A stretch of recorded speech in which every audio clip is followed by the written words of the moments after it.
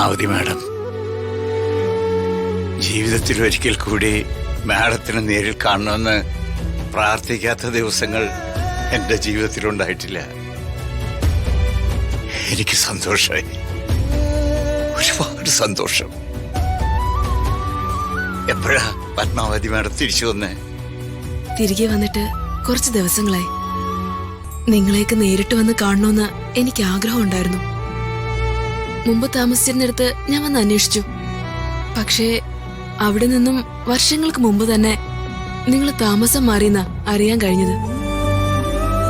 അംബിക ചേച്ചി അവരുടെ മകൻ ദീപക്കുമായി എന്റെ ഋതുമോളുടെ വിവാഹം തീരുമാനിച്ചു എന്ന് ഞാൻ അറിഞ്ഞു.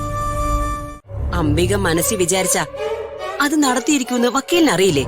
അംബികമ്മയുടെ അപ്പോ പത്മാവതിയെ വീട്ടിൽ നിറക്കി വിട്ടോ? ഓ, ആ നാശം പടിയിറങ്ങി പോയടോ. ഇപ്പൊ ഈ ജില്ല വിട്ടിട്ടുണ്ടാവും. അപ്പോ ആ കുഞ്ഞോ? അതിനെയും കൊണ്ടല്ലാതെ അവൾ ഇവിടുന്ന് പോകുന്ന വക്കീലിന് തോന്നുന്നുണ്ടോ? ആ 2 തൊല്ലകളും എന്നേക്കുമായി പോയി കിട്ടി. ഇനി അംബികയ്ക്ക് സമാധാനമായിട്ട് ജീവിക്കണം. ഇഷ്ടത്തിന് അംബികയുടെ സാമ്രാജ്യം പടുത്തുയർത്തണം. അത് സാധ്യമാകും തോന്നുന്നില്ല അംബിക മേഡം. എന്താടോ താൻ എന്താ ഈ പറയുന്നേ? സ്വത്തുക്കളൊക്കെ അംബിക മേഡത്തിന്റെ പേരിലേക്ക് ആക്കണമെന്ന് പറഞ്ഞിരുന്നില്ലേ? ആ, അതിനുള്ള സാധ്യതകൾ അന്വേഷിക്കുന്നതിന്റെ ഇടയിലാണ് ഒരു പ്രധാനപ്പെട്ട കാര്യം എന്റെ കണ്ണിപ്പെട്ടത്. പത്മാവതി ശരിക്കും നമ്മളെ കുടുക്കിയിരിക്കുകയാണ്. സ്വത്തുക്കളൊക്കെ ആ കുഞ്ഞിന്റെ പേരിലാ. താൻ എന്താടോ ഈ പറയുന്നേ? അതെങ്ങനെ സംഭവിച്ചു? അതാണ് എനിക്ക് മനസ്സിലാവാത്തേ. ആ വിൽപത്രത്തിൽ വർമ്മ സാറിന്റെ ഒപ്പുണ്ട്. വർമ്മയുടെയും പത്മാവതിയുടെയും ഒരേ ഒരു മകൾക്ക് പ്രായപൂർത്തിയായതിനു ശേഷം ആ സ്വത്തുക്കൾ സ്വന്തമാക്കാം. അതുവരെ സ്വത്തുക്കൾ നിങ്ങൾക്കൊക്കെ അനുഭവിക്കാം. പക്ഷേ എല്ലാത്തിന്റെ ഉടമ ആ കുട്ടിയായിരിക്കും, ഋതിക വർമ്മ. എന്താ ചെയ്യേണ്ടതെന്ന് ഞാൻ ഇനി പ്രത്യേകിച്ച് പറയണ്ടല്ലോ. വേണ്ട, എനിക്കറിയാം എന്താ ചെയ്യേണ്ടതെന്ന്. അംബിക മേഡം,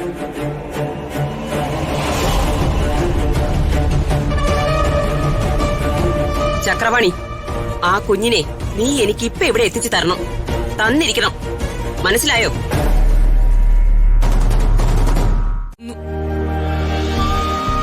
പക്ഷെ അങ്ങനെ തീരുമാനം മടങ്ങിപ്പോകാനും എനിക്ക് സാധിക്കുന്നില്ല.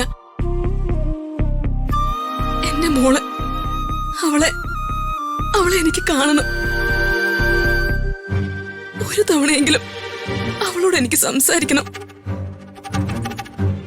മാഡത്തിന് ഋതിക മാഡത്തോട് അംബിക മാഡത്തെ കുറിച്ച് തുറന്നു പറഞ്ഞ് ദീപക്കുമായിട്ടുള്ള ഋതിക മാഡത്തിന്റെ വിവാഹം മുടക്കാൻ സാധിച്ചില്ലെങ്കിലും മാഡത്തിന്റെ മനസ്സിലെ പ്രാർത്ഥന ദൈവം കേൾക്കാതിരുന്നില്ല. ദീപക്കുമായിട്ടുള്ള ഋതിക മാഡത്തിന്റെ വിവാഹം നടന്നില്ല. ആ വിവാഹം മുടങ്ങി.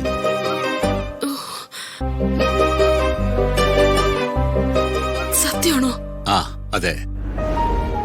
അതുമാത്രമല്ല, പത്മാവതി മാഡം ഋതിക മാഡത്തെ ഇന്ന് ഇവിടെ വെച്ച് കാണണമെന്ന് ദൈവനിശ്ചയം.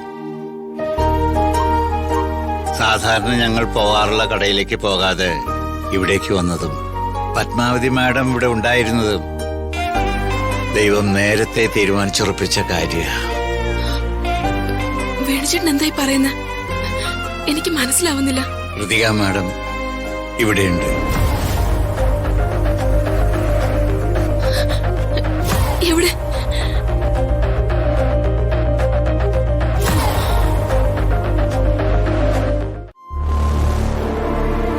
ഋതിക മാഡത്തിന് ഇതാരാണെന്ന് എങ്ങനെ അറിയാം? ഈ ആന്റിയെ ഞാനാ ആക്സിഡന്റ് ആയിരുന്നിടത്ത് നിന്ന് എടുത്ത് ഹോസ്പിറ്റലിൽ എത്തിച്ചത്.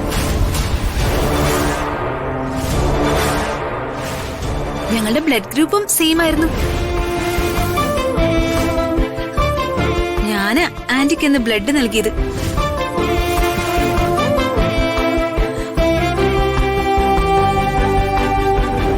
ജന്മം നൽകിയ അമ്മയ്ക്ക് ഋതിക മാഡം രക്തം നൽകി അമ്മയുടെ ജീവനും രക്ഷിച്ചു. പക്ഷേ അമ്മയാണെന്ന സത്യം ആ പാവം മനസ്സിലായില്ലല്ലോ. ദൈവമേ, ആന്റി എന്താന്നും മിണ്ടാത്തെ? ആന്റിയുടെ കണ്ണെന്താന്ന് അറിഞ്ഞിരിക്കുന്നെ? അത് ഞാൻ ആന്റിക്കിപ്പോ പൂർണ്ണമായിട്ടും ഭേദമായല്ലോ അല്ലേ? ഭേദമായി മോളെ.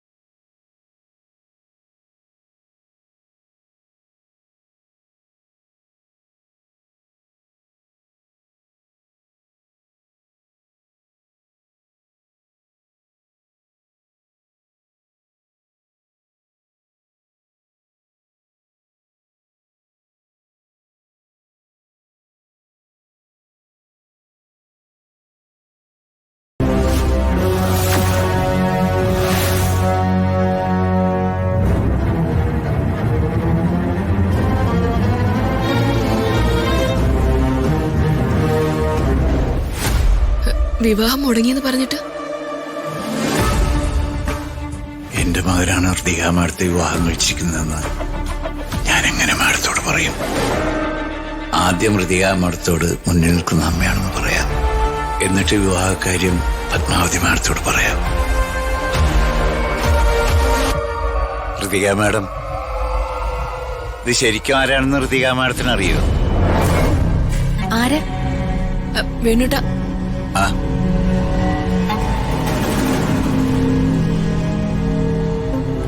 മോൾക്ക് മോളുടെ അമ്മയെ കുറിച്ച് എന്തെങ്കിലും അറിയോ?